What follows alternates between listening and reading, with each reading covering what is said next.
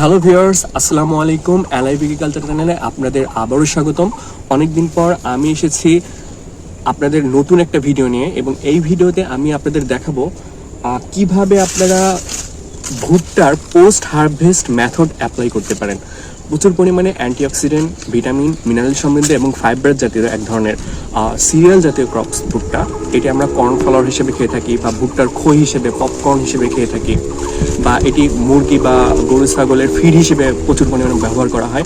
তো আমরা যখন ভুট্টা হারভেস্ট করব, পোস্ট হারভেস্ট মেথডে ভুট্টা কোন পর্যায়ে গেলে আমরা ভুট্টা হারভেস্ট করব, সে পর্যায়টা আমি এই ভিডিওতে তুলে ধরবো, যেটা আমাদের অনেকেই অজানা যে কখন আমরা এটা হারভেস্ট করব বা ভুট্টার পরিপক্কতা কখন আসবে। তো ভিউয়ার্স, চলুন আমরা প্রথমে এখান থেকে আমি একটা কপ বেছে নিয়েছি। প্রত্যেকটি কভ অনেকগুলো ফ্রুট কোট দ্বারা আবৃত, ফয়েলের মতো। প্রথমে আমি এই কভের চারপাশে যে ফয়েলগুলো আছে, এই ফয়েলগুলো প্রথমে আমি খসিয়ে নিব, মানে এখান থেকে সরিয়ে নিব।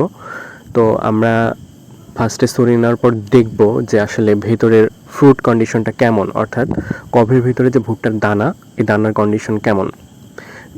আমরা অলরেডি দেখতে পাচ্ছি দানা অলরেডি হলুদাভ ভাব চলে এসেছে। তো হলুদাভ ভাব যখন চলে আসবে, তো তখন বোঝা যাবে যে না, ম্যাচুরিটি লেভেলে চলে আসছে। কিন্তু শুধুমাত্র কালার দেখেই বোঝা যাবে না যে এটা আসলে সম্পূর্ণরূপে ম্যাচুর হয়েছে কিনা। প্রথমে আমরা একটা কপ থেকে একটি দানা বা ভুট্টা আমি তুলে নিব।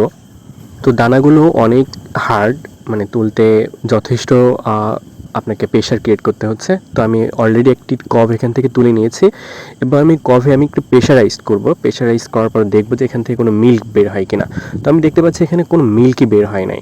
যখন দেখব যে এখান থেকে কোনো মিল্ক বের হয় নাই, তখনই আমরা বুঝবো যে না, কপটি সম্পূর্ণরূপে ম্যাচিওর। এক্ষেত্রে আমরা সরাসরি কপটি কাটতে পারবো না। এক্ষেত্রে প্রথম কাজ হচ্ছে কভের মাথায় যে গাছের যে অংশটা থাকবে সেটা আমি কেটে দিব, কারণ এই কেটে দেওয়ার পর এই কপটি রোদে শুকাতে হবে। আর এই শুকানোর জন্য আমি জমিতে প্রায় 1 থেকে 2 সপ্তাহ রেখে দিব, এবং 1 থেকে 2 সপ্তাহ পর আমি কপটা হারভেস্ট করব। এক্ষেত্রে কফের দানাগুলোও ভালো থাকবে, এবং দানাগুলোর ওজনও যথেষ্ট পরিমাণ অর্থনৈতিকভাবে লাভজনক হবে। অর্থাৎ এই ক্ষেত্রে আপনার ইকোনমিক ভ্যালুটা ভালো পাবেন। কফ থেকে দানা বের করার পর আপনারা যদি প্রেশারাইজ করে দেখেন এখান থেকে মিল্ক বের হচ্ছে, তাহলে বুঝবেন এটি ম্যাচিওর হয় নাই। এক্ষেত্রে কখনোই এই পোস্ট হারভেস্ট মেথডটা আপনারা অ্যাপ্লাই করবেন না। তো ভিউয়ার্স, ভিডিওটি আজ এ পর্যন্তই। সবাই ভালো থাকবেন, সুস্থ থাকবেন। ধন্যবাদ।